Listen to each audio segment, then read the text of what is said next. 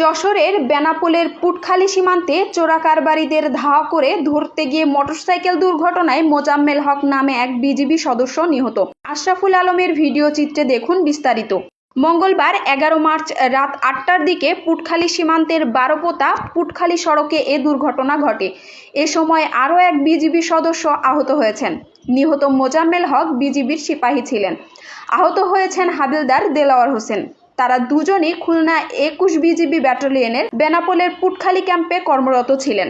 Khulna 21 BGB ব্যাটালিয়নের Putkhali ক্যাম্পের company commander সুবেদার মুন্সি সলিমুল্লাহ জানান, রাত 8টার দিকে একদল চোরাকারবারি পুটখালী সীমান্ত থেকে মালামাল নিয়ে বারোপোতা বাজারের দিকে যাওয়ার সময় বিজিবির নিয়মিত টহল দলের সদস্যরা মোটরসাইকেল যোগে চোরাকারবারিদের ধাওয়া করেন।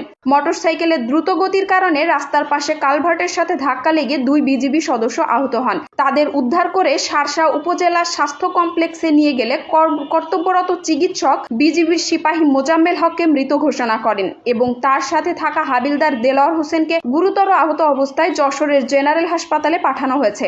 মোজাম্মেল হকের বাড়ি ঝিনাইদহ জেলার মহেশপুর উপজেলা 12 নম্বর আজমপুর ইউনিয়নের আলামপুর গ্রামে। তার পরিবারে বাবা, মা, ভাই, স্ত্রী ও 7 বছরের একটি সন্তান রয়েছে।